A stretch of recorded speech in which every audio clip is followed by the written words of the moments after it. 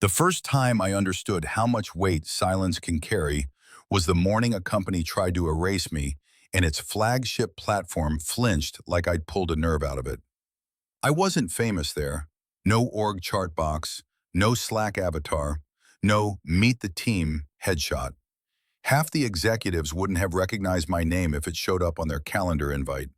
On paper, I was a vendor-coded ghost, one contractor tucked inside a shell agreement, buried two subsidiaries deep under a compliance cost center nobody ever opened unless an auditor forced them to. But in reality, the core logic that decided what got trusted, what got flagged, and what got locked down had my fingerprints in every critical place. I didn't build shiny features. I built the spine. And spines don't get applause. They get noticed when something breaks. I've been with Veyron Systems for 31 months, officially as a back-end risk consultant, unofficially as the architect of their financial operations engine.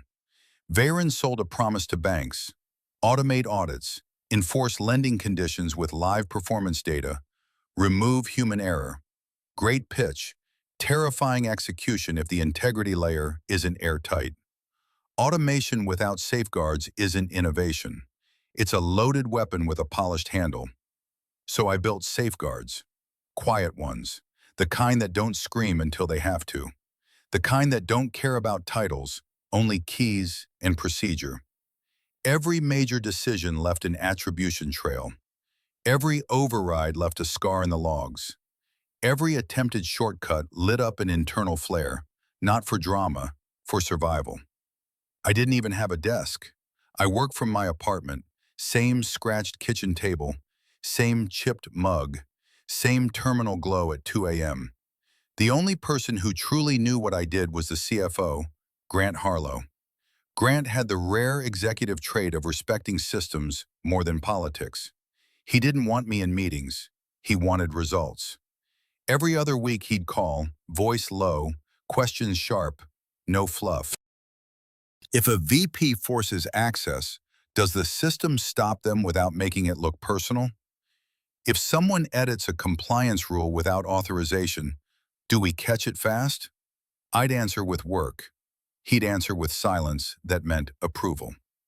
Once, during a midnight patch after an executive mistake, he said, "You're the parachute they don't know they're wearing." I laughed then. I don't laugh at that line anymore. Then Grant vanished. One short email from his assistant: medical leave, indefinite. No call, no handoff. One day I had my anchor.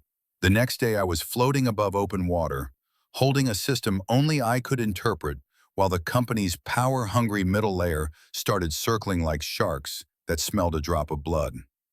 I tightened documentation, verified my integrity checks, and kept building, because I knew what was coming. I just didn't know the face of it yet. Grant's absence hit the org like a piano dropped onto a quiet sidewalk. One week we were reviewing schema versioning at midnight. The next he was gone for urgent treatment, no timeline, no successor briefing. Grant was the only person who understood why the system was designed the way it was, and he was the only person who knew where the landmines were buried. Without him, the company's politics didn't just return, they multiplied. Enter Victor Sloan, Vice President of Strategic Operations, a title that sounded important until you watched him work. Victor didn't build anything. He moved pieces. He sat in meetings and measured other people's value with spreadsheets and grin-shaped knives. Starched shirts, perfect hair, polished jargon. He talked about visibility phases and accountability lanes and right-sizing dependency risk like he'd invented gravity. The minute Grant went out, Victor expanded into the vacuum like mold in a damp basement. Within 72 hours, he declared himself acting operational lead and started realigning teams. Channels disappeared. Directors were streamlined. He sent an all-hands memo with the subject line, "New era, new energy," and you could practically hear every engineer's soul leave their body. Then he began the contractor hunt. Victor had a particular allergy to anything he didn't directly control. Vendors made him nervous. Unknown owners made him furious. He didn't know my name. First week, he called me the compliance module resource. Second week, he asked finance why we were paying an external back-end entity for something that should be internal IP. He demanded weekly status reports from everyone and 15-slide updates on value-add vectors. I watched a senior engineer with 12 years in the company quietly wipe his eyes on a muted Zoom call because Victor wanted color-coded roadmaps more than functional systems. At first, I thought my invisibility protected me. My agreement wasn't in HR's main system. I wasn't on Victor's org chart. Grant had tucked my vendor relationship into a compliance umbrella that Victor didn't even know existed. But invisibility only works until someone starts hunting for ghosts, and Victor loved hunting. He asked who owned which cost center. He asked why certain credentials existed. He asked why there were watermarked commits from a vendor ID that didn't match any employee directory. I didn't flinch. I've lived through enough reorganizations to know the rules. You don't argue. You don't panic. You watch. You document. You prepare. I kept building. I kept logging. I kept tuning the logic trees that governed whether our banking partner would accept Veyron's integrity checks. And in the core modules, I had something Victor didn't know about: an identity flag, a quiet signature embedded like a watermark. If that signature was altered without proper procedure, the system didn't explode. It simply refused trust and escalated to the bank's compliance dashboard. Not malicious, protocol, but it meant one thing. If Victor tried to erase me the lazy way, the platform would stop breathing. The first threat arrived as a casual ping, the kind that's written to look neutral while it quietly sharpens its teeth. One line, no greeting, no signature. Your access will be reviewed soon. Be prepared to justify continued involvement. I stared at it for a full minute, took a sip of coffee that had gone cold, and laughed once, short, humorless. Review meant removal. Justify meant beg. I don't beg. Victor's type always thinks they can delete a person the same way they delete a line item. They think ownership is something you declare in a meeting and it becomes law. They don't understand systems, dependencies, intent. They don't understand that sometimes the scariest part of a platform isn't the code itself. It's the trust chain behind it. And I had built trust chains the way engineers build bridges, assuming someone would eventually drive a truck straight into a support beam. The week escalated quickly. Monday, Victor started asking finance for contractor lists. Tuesday, he held a discretionary spend review and demanded justification for anything he didn't personally approve. Wednesday, one of my senior dev contacts messaged me, careful and vague. I got reassigned. Victor's pushing consolidation. Translation: you're next. Thursday night, I got the invite. Subject: scope clarification. Time: Friday, 8:30 a.m. Message: need to clarify your involvement. Please bring documentation of deliverables. Bring documentation. Like I was a summer intern looking for credit hours. I didn't reply. I didn't assemble a performance theater slideshow. I didn't pull KPI charts. I didn't need to. I was the deliverable. My work lived inside their platform. They just didn't understand it yet. Friday morning, I showed up early, not because I respected Victor, but because I refused to give him the satisfaction of calling me late. His office was one of those glass fish bowls designed to make a mid-level executive feel like a king. He was already inside, typing like he was trying to win a race against the keyboard. The second he saw me, he smiled, not friendly, triumphant. "Come in," he said, as if granting me a privilege. No handshake, no chair offered. He folded his hands over a folder like it contained state secrets. "I'll keep this brief. We've reviewed your contract, or lack thereof. Your role isn't formally defined. No HR file, no internal owner assignment, just vague references and back-end commits from a vendor ID. That's not sustainable." He spoke the word sustainable like a weapon. Then he leaned in, voice soft. You've contributed, but value needs ownership. There's too much ambiguity around yours. Effective immediately, we're terminating your engagement. I didn't move. I let the silence hang because silence unnerves men who need control. Victor liked the sound of his own authority. He kept going. Delete all company-related files from your local environment. Remove proprietary code and documentation. You'll receive final payout through your vendor. And of course, all work completed under this agreement belongs to Varen. Then he smirked, as if he'd just delivered a clever punchline. Any questions? I smiled just slightly. One, I said. Put that in writing. His eyes narrowed, but he reached into the folder and slid a printed memo across the table, already signed. That was the moment I realized Victor didn't just want me gone. He wanted me erased. The memo was sloppy, arrogant, and confident. The kind of document written by someone who thinks their title turns assumptions into reality.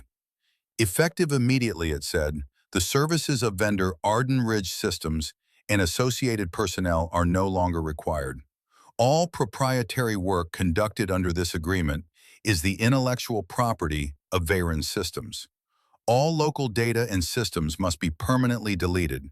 Signed, Victor Sloan, VP, Strategic Operations. I read it once, folded it neatly, and slid it into my bag like it was evidence from a crime scene. I didn't argue. I didn't explain. I didn't point out that the vendor agreement Grant had created contained clauses Victor hadn't read and protections Victor didn't understand. Explaining would imply I needed Victor's permission to exist. I stood up, nodded once, and walked out.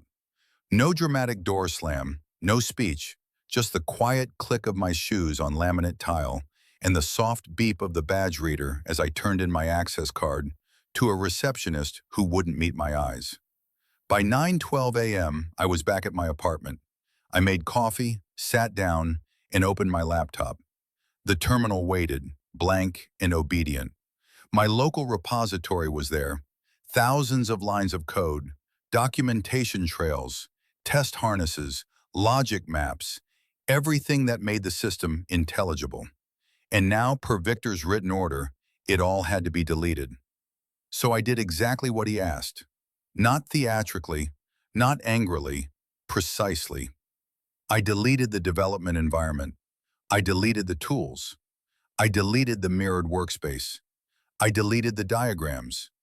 I deleted every local artifact that could be called company-related. I didn't archive it. I didn't hide it in a secret folder. I didn't keep a sneaky copy on a spare drive. I followed his instruction to the letter because I wanted his signature attached to the consequences. Victor made a fatal assumption. He thought my laptop was the system. He thought deleting local files meant deleting my leverage. What he didn't understand, what Grant understood, was that my leverage wasn't the code sitting on my hard drive. It was the architecture embedded in the platform. Triggers, validators, and identity flags that enforced integrity whether I was appreciated or not. I hadn't built a system that needed me to survive. I built a system that refused to be quietly tampered with. Before I shut the lid, I did one more thing. I opened a secure, encrypted drive I hadn't touched in over a year. A just-in-case vault, Grant once joked, was my black box. Inside was a single folder with a simple name, If Needed. I scanned Victor's memo, time-stamped it, and stored it there. Not to threaten anyone, not yet, but because something in me had shifted from discomfort to protocol. This wasn't fear. Fear is soft. This was cold, metallic clarity. Victor had just fired the one person holding the map, then handed him a signed receipt that proved it. And somewhere inside the platform, the integrity layer was already waking up. Victor didn't waste time celebrating. By noon, I was getting back-channel messages from engineers who knew better than to mention me publicly. The tone was always the same, forced, casual, vaguely apologetic. Heard you're off the project. That's brutal. Victor's calling it streamlining. He told the data team you left voluntarily. He's asking if anyone can own the compliance engine now. Also, why is the metrics dashboard acting weird? I didn't reply. I read. I archived. Because while Victor was doing his victory lap, something far above his pay grade had already detected the damage. At 1:39 p.m., an integrity flag hit Veyron's bank-facing compliance portal. The platform recorded a deletion event tied to a credential that had not gone through formal offboarding. My credential, my signature, purged under a termination with no audit trail, no handoff log, no revocation record. You can't do that in a system designed for regulated trust. Not if your bank partner uses that trust chain to determine whether you're operating within the thresholds of your credit agreement. Veyron didn't have casual financing.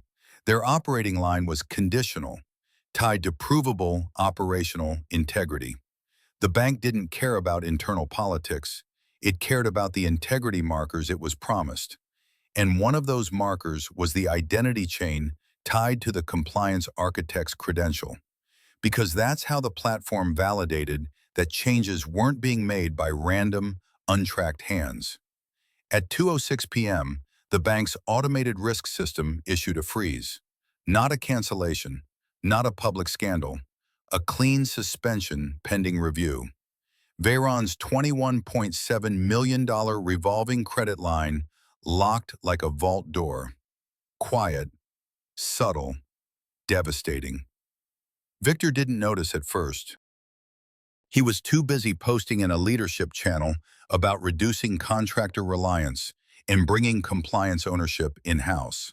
He even linked an article about agile transparency written by someone who'd never shipped anything under regulatory scrutiny. Victor loved articles. Articles were easier than consequences. I logged out of the company chat systems. Then I poured a glass of wine. Not celebration, not revenge. More like watching a mechanism I designed do exactly what it was supposed to do when someone tried to cut corners with a live wire. The emails started rolling in from the bank liaison, Tara Lynn, copied to legal, IT security, and two names I didn't recognize. Subject: urgent, anomalous credential removal detected. Body: deletion event without standard deactivation protocol. Violates certification standards. Advise immediately. No one replied for an hour. Then legal replied with frantic questions. Who approved the deletion? Where is the offboarding ticket? Who is the system owner now? And that was the problem. Victor had pulled a trigger without realizing the system was designed to record fingerprints. The platform wasn't angry. It was honest. It escalated like an immune response, calm and procedural, because honesty is what regulated systems demand. The bank didn't want drama, it wanted proof. And Victor had just provided the opposite, a signed memo that screamed negligence. Over the weekend, the company tried to pretend everything was fine while the cash oxygen was quietly cut off. Teams kept working, meetings kept happening. Victor kept talking about momentum. But finance was panicking, because when your revolving line freezes, everything downstream tightens. Vendor payments slow, procurement stalls. Quarter-end projections wobble. The board starts asking questions that can't be answered with buzzwords. Monday morning, Grant Harlow returned early. No announcement, no cheerful welcome back. He walked into the building at 8:04 a.m., like a man who'd left a hospital bed to stop a plane from hitting a mountain. He went straight to legal. Because the bank hadn't sent the freeze notice to Victor, it sent it to Grant. The compliance trust chain was built under his authority, his signature, his approval. When integrity failed, the bank reached for the top of the pyramid, not the loudest voice in the room. Victor arrived late with a bakery box and an expensive coffee, smug and oblivious. He didn't realize the weather on the executive floor had changed until he stepped into a conference room filled with legal, IT security, and Grant at the head of the table, looking like restraint barely contained. I wasn't in the room, but I later got the play-by-play from someone whose hands were still shaking from watching it happen. Grant didn't start with accusations. He started with a question that landed like a hammer. Why is the compliance architect credential showing a non-standard termination event? Silence, mouse clicks, password prompts, people searching logs they didn't understand. Then Victor, finally pulled in, tried to speak with that calm, executive tone that usually intimidates junior staff. He was a contractor, Victor said. We had no legal obligation to onboard or offboard through internal systems. We terminated an undefined vendor relationship. It was cleanup. Grant stared at him for a long moment, then asked one question. Did you authorize the deletion? Victor blinked. Yes, I instructed him to remove local data. Standard practice.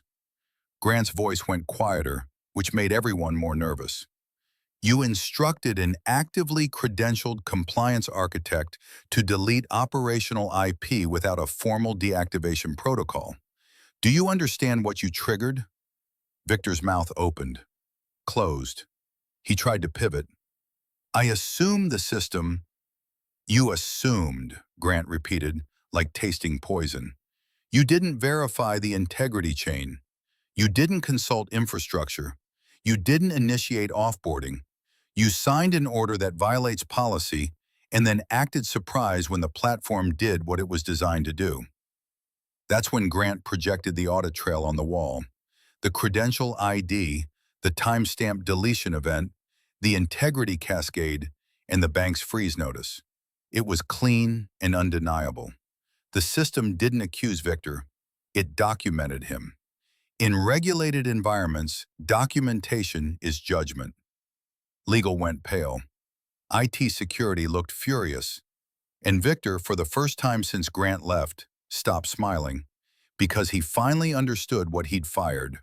Not a person, but a control point in the trust chain holding the company's cash flow together. Once legal saw the full picture, Victor's "just a contractor" defense stopped working. In fact, it became a liability. Because the bank didn't care what my employment status was, it cared that a credential embedded in the integrity layer was removed without procedure. Employment labels don't override regulatory requirements. If anything, firing a critical control point without documented transition looks worse, not better. They started auditing the basics. Offboarding ticket, missing. Credential revocation record, missing. Ownership transfer, missing. Contingency plan, non-existent. It was like watching someone fail an open book exam while holding the textbook upside down. Every check that should have existed wasn't there because Victor wasn't managing operations. He was managing optics. Then the memo surfaced as the smoking gun. Victor's printed directive, signed and dated, ordering deletion of proprietary data and systems without controlled handoff. Legal didn't react with outrage. They reacted with surgical disgust. They treated the memo the way doctors treat a contaminated scalpel. Evidence of negligence, not just error. Grant didn't yell. He didn't throw anything. He just kept asking calm questions that Victor couldn't answer. Did you review the compliance logic before issuing the directive? Did you consult the bank liaison about certification standards? Did you understand why the credential anchor exists? Victor had nothing but assumptions and a title. The bank liaison, Tara Lynn, sent another message that afternoon. Bank requires assurance from the original compliance architect to restore certification status. Original. The word mattered. It wasn't about pride. It was about trust continuity. The bank wanted the person tied to the integrity design to confirm the platform wasn't being tampered with. That's what regulated partnerships look like when they're serious. Grant reached out to me directly, with the kind of message only a CFO who respects reality would send. No apology essay, no corporate fluff. One line. Did Victor instruct you to delete local systems? I didn't respond with words. I forwarded the scanned memo. 2 minutes later, read receipt. 4 minutes later, a secure folder appeared in my encrypted drive, granting me access to my original documentation and a temporary credential channel. At the office, Victor started to unravel. He tried to argue that documentation was insufficient. He tried to blame over-architecture. He even suggested the system shouldn't be so brittle. But brittleness wasn't the issue. Integrity was the feature. The platform was designed to refuse silent changes. That's how it stayed certifiable. Victor wanted convenience. The bank wanted proof. By the end of the day, legal had used a word that made Victor's blood drain from his face: containment. They didn't say punishment, they said containment. Because in companies like this, dangerous people aren't confronted emotionally, they're isolated operationally. Victor still didn't realize the best part. I hadn't threatened anyone. I hadn't made a single dramatic move. The system and his signature were doing all the work for me. The next morning, Grant called. "We have a temporary credential for you," he said. "Scope is validation only. Bank requires assurance. We need you to confirm integrity and restore trust signals." I didn't celebrate. I didn't gloat. I asked for the validation scope in the bank's requirements. Because this wasn't personal revenge. This was professional consequence. When you design controls, you don't get emotional when they trigger. You get precise. The temporary credential was tightly limited. One-time access, restoration and validation only, no feature development. Fine by me. I logged in from a cold boot terminal, watched the system recognize my identity chain, and opened the audit logs. The cascade looked exactly the way I designed it to look. Attempted removal of the credential anchor without proper offboarding. Integrity flare triggered. Bank portal escalated. Trust suspended. Not chaos, order. The kind of order that makes irresponsible people panic. I ran a full integrity pass on the compliance show, generated a clean report, and sent it to Tara Lynn with a short note. Cascade behavior is expected under unauthorized credential removal. Remediation requires restoring credential trust chain and documenting operational ownership transfer. No emotion, no drama, facts. Back at Veyron, Victor tried one last pivot.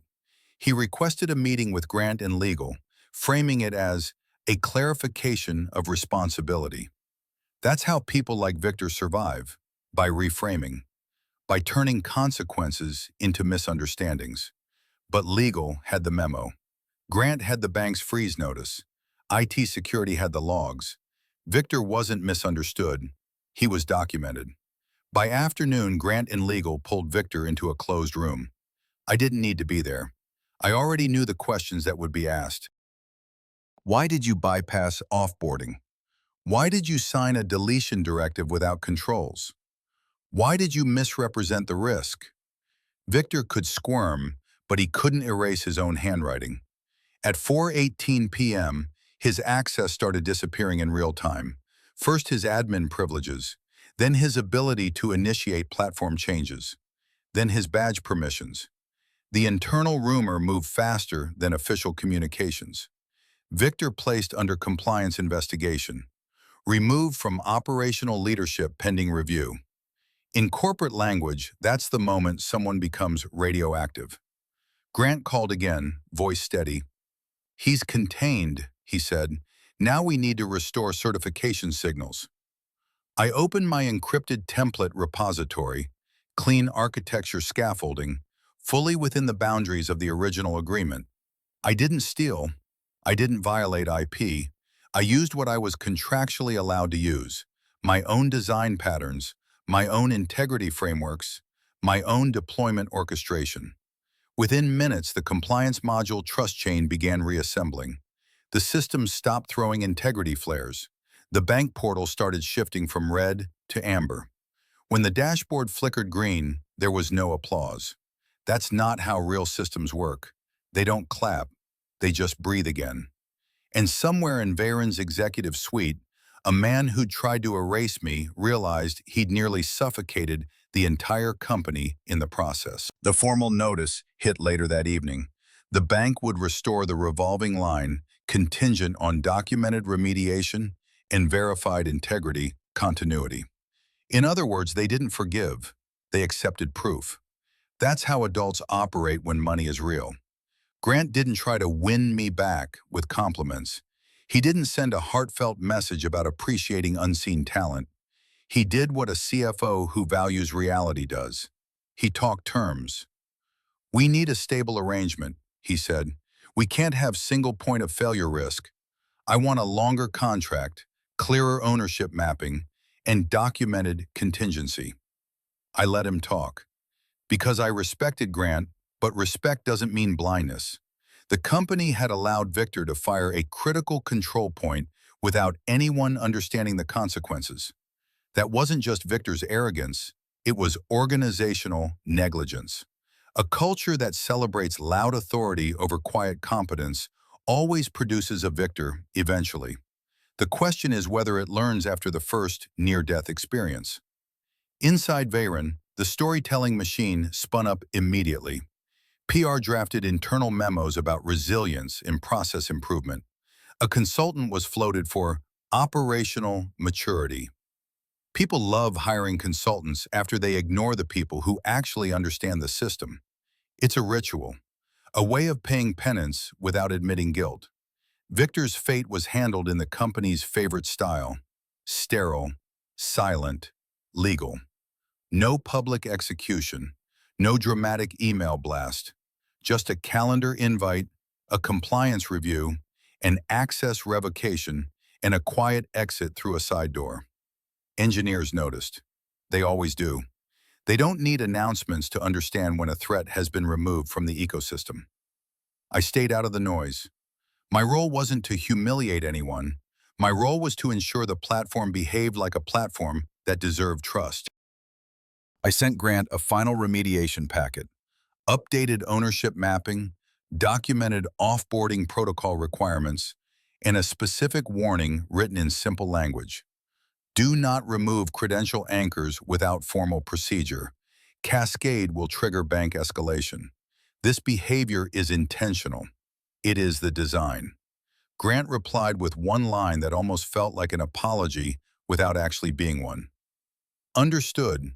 You were right to build it this way." That was enough. Because people like Grant don't apologize with words. They apologize by changing the structure so the same mistake can't happen twice. Late that night, I closed my laptop and looked around my apartment. Quiet, stable, boring in the best way. No executive floor, no glass offices, no ego, just silence. And for the first time in weeks, that silence didn't feel like invisibility. It felt like control. Grant texted again. "Let's discuss a retainer and a formal architecture ownership role. Board supports it." I didn't answer immediately, not out of spite, out of discipline. When a company learns the hard way, the lesson should leave a scar. You don't rush to smooth it over. You let it settle. You let everyone remember what it felt like when the oxygen got cut off because one man wanted to feel powerful. Because power without understanding is dangerous. And if there was one thing this entire disaster proved, it was that my work was never about being seen. It was about making sure the system told the truth when people lied to themselves. The last meeting happened without theatrics, which was fitting. Grant, legal, and the bank liaison joined a controlled call. No big speeches, no ego, just verification. Tara Lynn asked for a final integrity confirmation, a written remediation plan, and a named operational owner with documented delegation rules. Grant provided it. I confirmed the trust chain. The bank restored the line. The company breathed again. After the call, Grant stayed on for a moment. His voice was tired, but steady. "I should have had a better contingency before I went out," he said. "Victor exploited the gap." That was as close to an apology as I'd ever get, and I didn't need more. I wasn't there for emotional closure. I was there for structural correction. Veyron drafted new policies within a week: contractor criticality mapping, credential anchor documentation, mandatory offboarding tickets for any identity linked to compliance trust. a formal integrity architect designation that didn't exist before this mess. They were building guardrails after the car nearly flew off the cliff. That's how most companies learn. Not through wisdom, through pain. Victor's final status never appeared in a company-wide email. It didn't need to. Engineers talked in whispers. He's gone. Legal phrases floated like smoke. Breach exposure, negligence, certification risk. He wasn't celebrated. He was erased the way he tried to erase me. Only this time, the documentation supported it. Grant offered me a new contract with clearer scope, better pay, and formal authority boundaries. I accepted on my terms. Documented escalation paths, no unilateral termination without compliance review, and explicit recognition that integrity controls were non-negotiable features, not inconveniences. Grant agreed without arguing, because now he understood what Victor never did. You don't negotiate with the laws of your own system. A week later, I sat at the same kitchen table, the same chipped mug, and watched the platform dashboards run clean. No flares, no integrity cascades, just quiet stability, the kind nobody notices until it disappears. People like Victor believe the world is made of titles and signatures. They think they can declare ownership and reality will obey. But systems don't care what you call yourself. Systems care what you do, what you authorize, what you break, and whether you can prove you didn't. That's the part nobody tells the ambitious ladder climbers. In regulated environments, the code remembers, the logs remember, the bank remembers, and the most dangerous thing you can do is sign something you didn't read. I never posted about it, never hinted at it on social media, never milked it for a victory lap. Because the win wasn't humiliating Victor. The win was the platform doing exactly what it was designed to do, refusing silent tampering, escalating risk, and forcing accountability through documentation. When I finally shut my laptop that night, I didn't feel triumphant. I felt calm. The kind of calm you earn when a system you built tells the truth louder than you ever had to. I looked at the empty room and said it quietly, not bitter, just factual. Next time, read what you're signing.